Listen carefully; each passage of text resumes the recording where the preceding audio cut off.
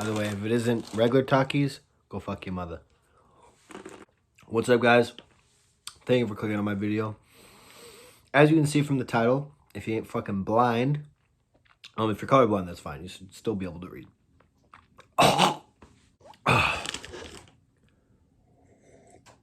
As you can see from the title of this video, it is a Blu-ray DVD collection update. Also, some VHS. So it's a Blu-ray DVD VHS update.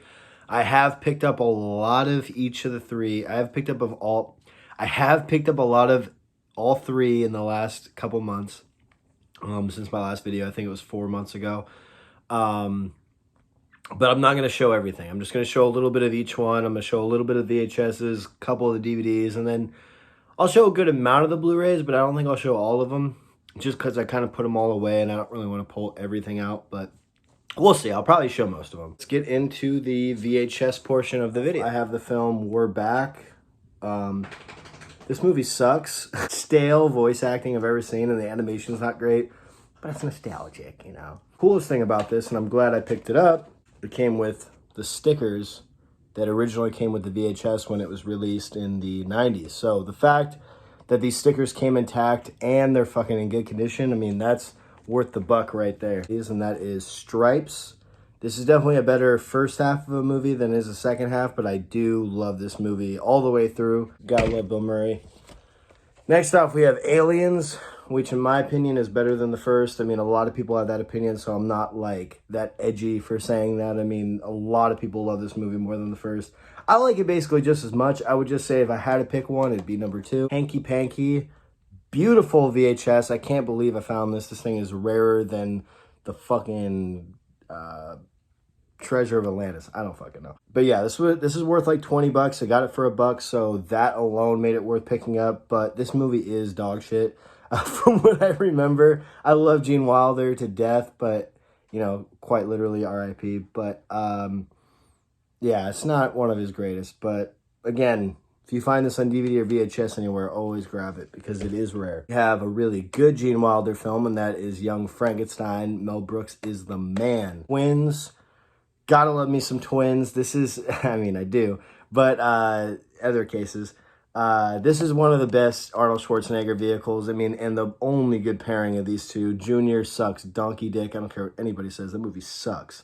I don't even mean that subjectively. That movie is awful. Sorry, I'm a dick.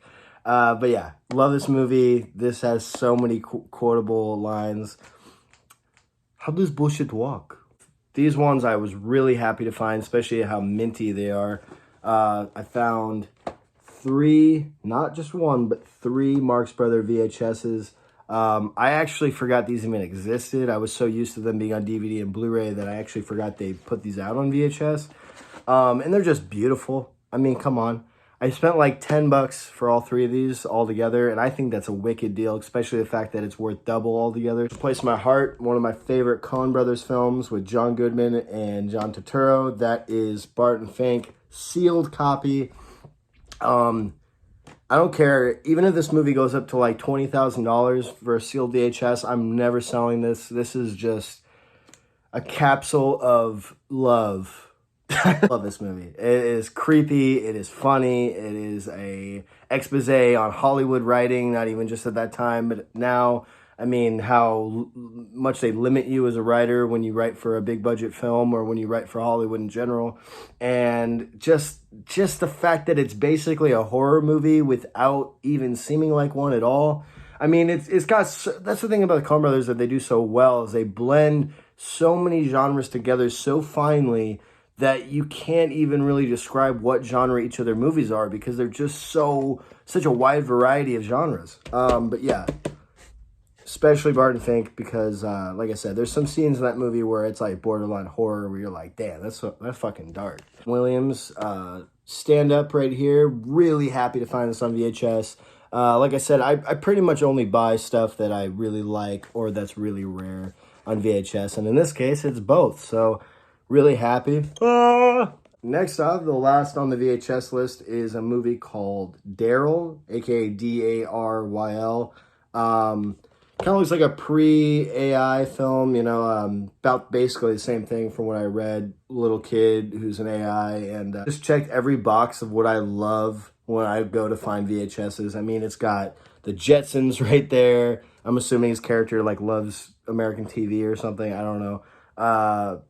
But it's got that War Games feel. It's got the kid from Neverending Story. I mean, it's just, it checked every box. I had to get it. And that is it for the VHS. All right. A couple of these DVDs I think I already had, but once you have as many movies as me, you start to kind of forget some of the stuff you have, especially if it's kind of the lesser titles.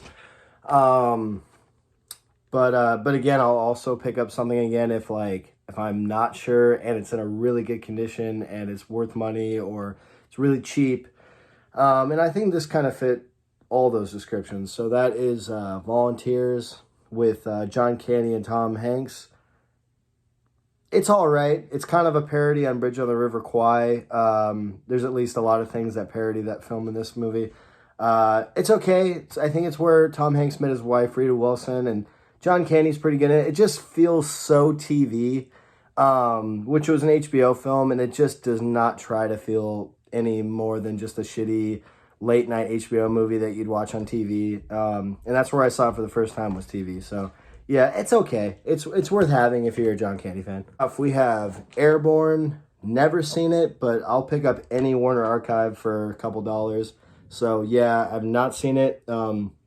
Let me know what you guys think in the comments. I'm definitely looking forward to checking this out. Looks like a skateboard movie with the River Phoenix lookalike. And Seth Green's in it, so yeah. Next off, we have Peggy Sue Got Married. I'm also pretty sure I have this on DVD somewhere, but it's worth, I think, like 15 bucks, so I guess I'll just sell the other one if I find it. But this was in really good condition for like $1, so yeah, you know, it started out a lot of famous people. I mean, you got Helen Hunt, Jim Carrey, Nicolas Cage. Basically, the only stars that really shine in this movie is Nicolas Cage and Kathleen Turner. The rest are just kind of there for background. But it's okay. It's a little boring for the kind of movie it is. Definitely try to be like Back to the Future. You know, it just came out a year before, so it was definitely topical and trying to, you know, do something similar. And it's just, like I said, it's kind of boring. But I'll have to check it out again because maybe it's one of those movies that I just thought was boring because of the time I watched it in and it just wasn't doing it for me. I don't know, but yeah, Peggy Sue Got Married. Next off, we have the Tom and Jerry Gene Deutsch collection. I think I've seen this animator. From the look on the case, this is not one of my favorite animations of Tom and Jerry, but still glad to have it. The Brave Little Fucker. Little Toaster. Just the Brave Little Toaster, not To the Rescue or Goes to Mars. This is the only one I like out of the three. It just has like a Homeward Bound, but with home appliances instead of dogs and cats. I don't know. It's basically the same movie if you look at it on paper. I have one of my favorite first-time watches of lately, and that is Microcosmos. This is a bug documentary like you've never seen before. It's done like a film. There's like hardly any narration. There's original music. Very ominous atmosphere. Very creepy almost. Like not like creepy, like, oh, that's scary creepy, but like I said, it's ominous. It's got a haunting feel to it. The music alone is weird. But one of the things I love about it, like I said, is it's less of a documentary and more of just like a film. Like each encounter with every bug is like done like a scene in a movie. Like instead of just watching a spider kill a bug, it's like almost like a scene in Jaws or something. Like it's interesting. Beetlejuice, the complete animated series. Gotta love me some Beetlejuice, man. Beetlejuice, one of my favorite characters of all time, and I think in some ways this character is nailed better in the cartoon than he is in the movie.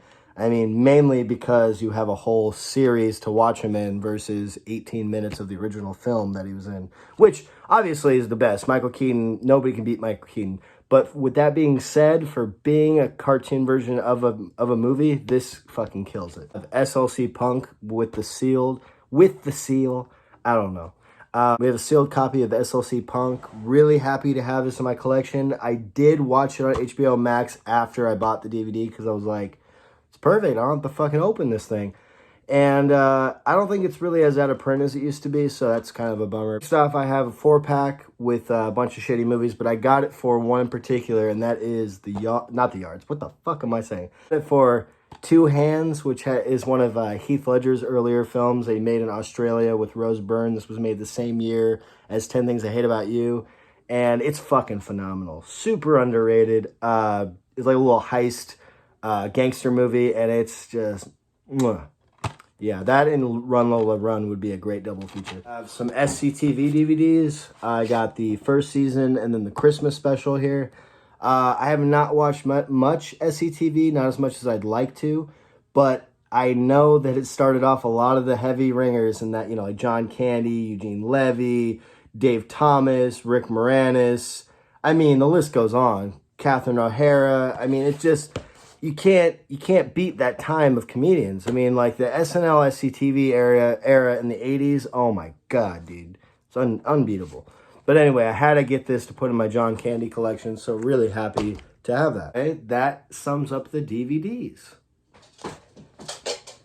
What's up? Am I in a video? All right, guys. I have a lot of Blu-rays, so I'm going to try to go through them fairly quicker than the VHS and DVDs. So first off, I have Dream a Little Dream. I remember this movie being awful, but, you know, I wanted to give it another try. These Vestron titles are so cheap, so it's not that big of a deal if you don't like every one you pick up. Plus, you got the two Corys on there, and you had the hot, whatever her fucking name is. And this movie, you know, I almost said it might do it for me, but that wouldn't have sounded right. Next off, we have The Day the Earth Stood Still. I have not seen this in a long time, but I remember it being a great sci-fi classic. You know, very iconic movie. Like I said, I barely remember it, but I remember really enjoying it. It's one of my dad's favorite movies. And I just remember the remake sucked ass, and this one doesn't. So I can't wait to watch it again. We have Flashdance with Jennifer Beal. She's sexy, the movie's all right, and it came out during a great time in the 80s when every other movie coming out was a dance movie. Misleading cover artworks of all time, and that is In Bruges. I'm sorry, if you like this cover, you're ass.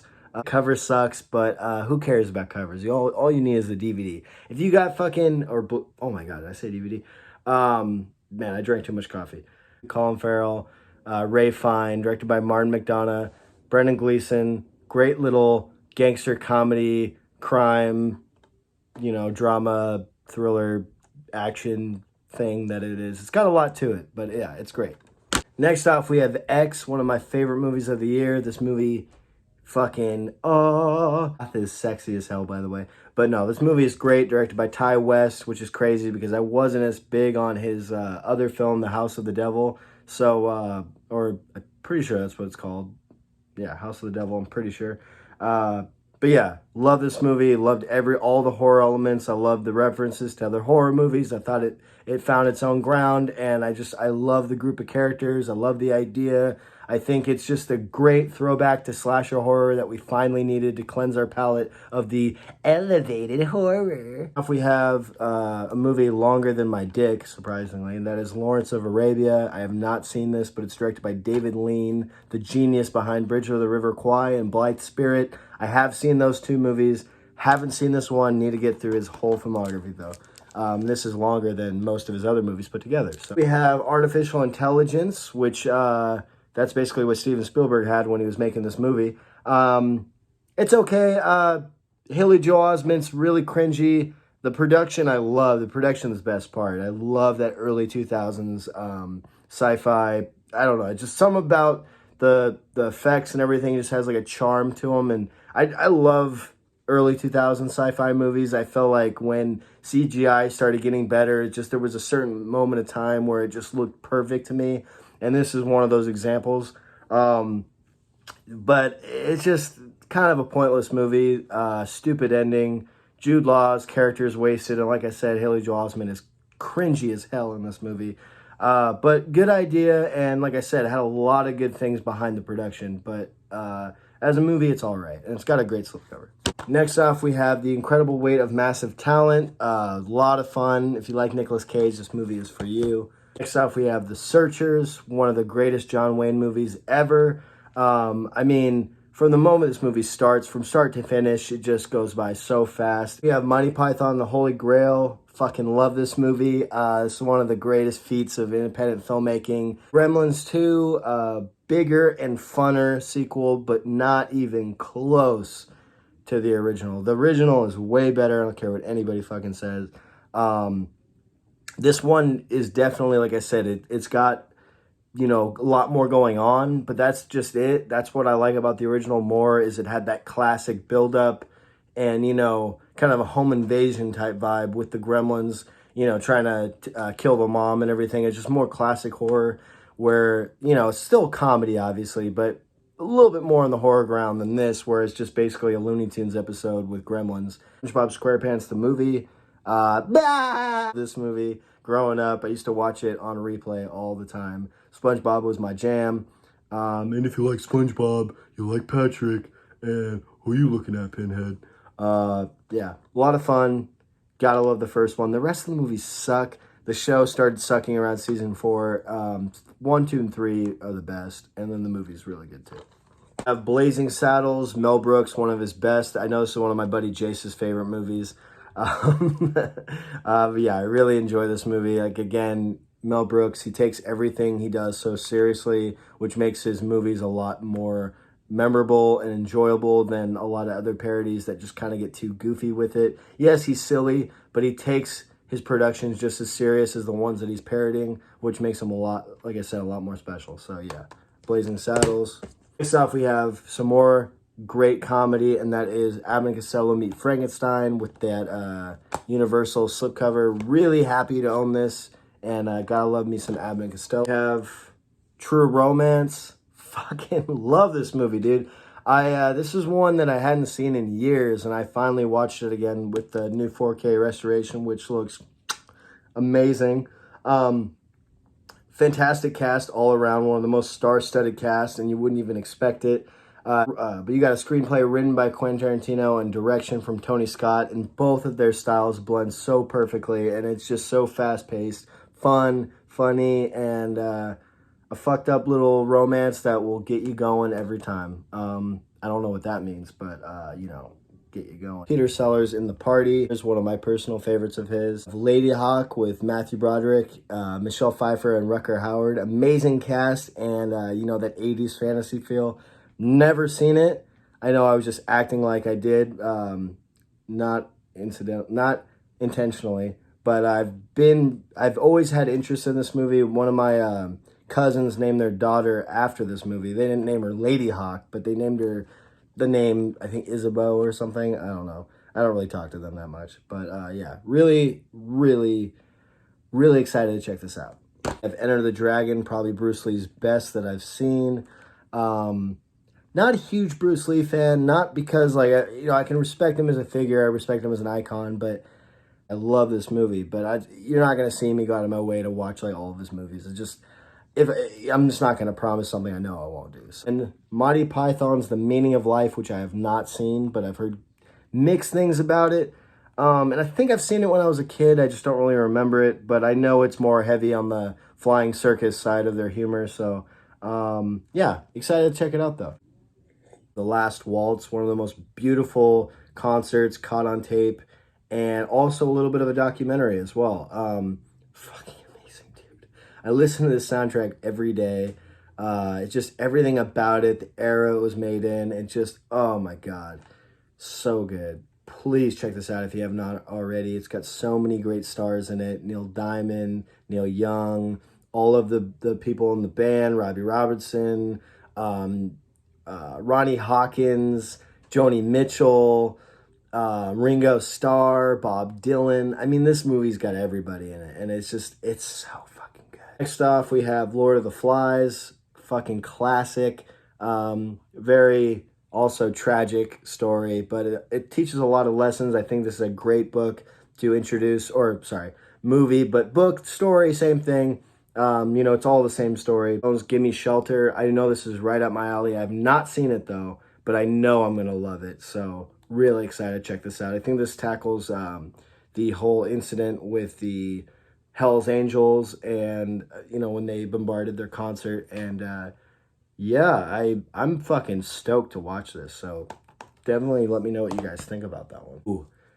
Fucking, oh my God, this movie blew me away.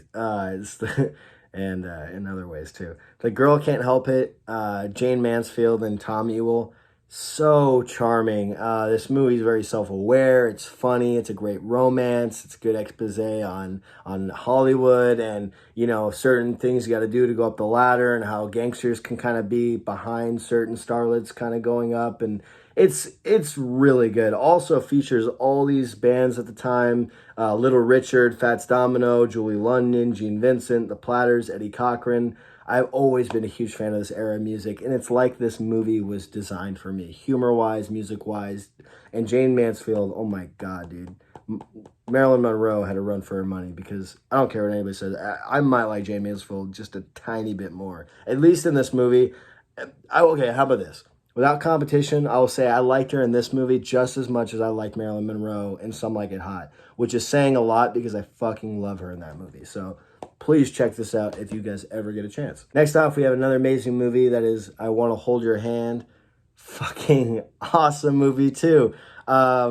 This is directed by Robert Zemeckis. I believe this is his first film. If not, it's one of his first like commercial films. Got some of the cast from Back to the Future in here. Steven Spielberg also, you know, this was a collab between both of them, I believe. So yeah, really, really awesome movie. Shows all the different Beatles fans and people that were affected by the Beatles at the time. Based it during the time when the Beatles went to Ed Sullivan's show. And basically the movie's about all these different people going to try to get tickets to get into the Ed Sullivan show. And it turns into like it's a Mad Mad World type movie. And this chaos and you know, just tomfoolery that happens on the way to this concert. And it is fucking amazing. Eddie Deazen's in this, and he's got the Mandark voice, which I always loved Eddie Deazen. Next off, we have Flight of the Phoenix, directed by Robert Aldridge, who did Whatever Happened to Baby Jane and Hush Hush Sweet Charlotte. This movie is fucking incredible. When I first started it, I thought it was going to be kind of boring, like not because it was an older film, but just like I'm very iffy with like war type movies, and this felt like a war film, which it's not really that at all. It's a survival film. They're trapped in the middle of the desert, plane crashed, and they have to figure out a way to get out of there alive and keep sane while doing it. And they have to ration out their water and everything. And meanwhile, one of the characters, this German guy who's very stubborn, just as stubborn as Jimmy Stewart's character, who's the captain of the ship. And they both have to learn how to kind of not let their rivalry get in the way of trying to figure out a way to help all these guys get out of there, because they're both equally as stubborn. So once one of the characters proposes an idea to fix the situation, then the other kind of counteracts it, and they get into this huge fight. And their chemistry and the way they feed off each other is just beautiful. And the whole cast is amazing. You got George Kennedy, Ernest Borgnine in there as well, Richard Attenborough. And it's fucking awesome. The atmosphere is great. And it almost has a little bit of a Twilight Zone feel, like of those episodes with the, you know, the ships that would go out and they didn't know, they would end up in a different time zone or something. That's kind of what this felt like to me, even though it's not really surreal like that. I mean, it's not really supernatural like that, but it has a similar direction, especially when you get one of the kind of twists towards the end. It almost kind of felt like a reveal of a Twilight Zone episode. So yeah, really fucking good. I highly recommend Flight of the Phoenix. Next off, we have one of my favorite film noir movies, and that is Double Indemnity. Definitely the ultimate film noir film. Definitely at least in the top 5. You got Barbara Stanwyck and you got Fred McMurray. I mean, they just play off each other so well. And then you got Edward G. Robinson, who actually plays a good guy for once instead of a mob boss. Yeah, amazing movie. Definitely would be a great pairing with Body Heat, even though it almost feel like watching an original and a remake back to back, because there is so much they took away from this movie in Body Heat, and I mean so many other movies as well. But yeah, gotta love Double Indemnity. Probably my favorite Spike Jonze movie, and you got on Criterion, which I'm sure looks beautiful. I have not watched it yet, but I'm planning on watching the restoration soon. But I love this movie. You got a cast that's seen like nowhere before. Cameron Diaz, I think it's the only movie where she doesn't play Cameron Diaz. And then John Cusack, they just both... One of the things I love about Spike Jonze is he makes his characters so grimy looking, And usually actors that look really pretty in other movies, he just kind of like throws that out the window. So I gotta love him for that. And it's just such an unusual comedy that fits so well in the genre of early 2000s drama, comedy, weird sci-fi. I don't know. It's got so many genres, but it works, and that is being John Malkovich. It's directed by Wes Anderson. One of my favorites of his. I love early Wes. I think he was at his strongest in the beginning of his career. I really do love his other films, but I think like Ball, Rocket, Royal Tenenbaums, Rushmore, I think those are his best films. I mean, Phantasm Mr. Fox is probably my favorite of his movies, but if we're talking about his earlier work, I would say his first three were just so fucking good. I'm so glad that me and my buddy Tom bought these at the same time and we watched his copy, which I think he just decided to open it. But I'm really glad because I kind of wanted to just keep this sealed. Not saying I won't watch it again. I really did enjoy it for what it was, and I respected it for what it was, even though I feel like some things they could have done without actually doing it, if you know what I mean. That's the only clue I'm giving. But yeah, you gotta love John Waters. I mean, he did a lot for the, pioneering of getting vulgar shit out there and breaking the censorship, and he's definitely a pioneer in that, and gotta love him for it. All right, last but not least, we have The Piano, starring Holly Hunter and Anna Paquin. This is a slow burn, but I actually really enjoy this movie. I know it's not for everybody. I know it's a little bit more offbeat than people usually like, but I really enjoy those kind of movies, and Anna Paquin is genius. I think this is probably the best performance she's ever given. This and Squid and the Whale. And it's just a really unusual movie. Everybody in this movie plays characters they don't usually play. And I think that makes it even more interesting. And it's just a really good romance drama. It's a very heavy hitter for me. Definitely check it out. That is The Piano. It's been my Blu-ray, DVD, VHS update. I hope you guys enjoyed everything I picked up. What favorite movie I picked up? Is there other movies I should pick up that I haven't yet? Do I have the money to? Probably not. But really had fun doing this for you guys. I actually am not going to lie. I hate doing these kind of videos. But I found the love and I did it anyway for you guys. And Apple Palme 3 will be coming soon. Teaser will be dropping in a couple days. So look out for that. And thank you guys for watching. Bye.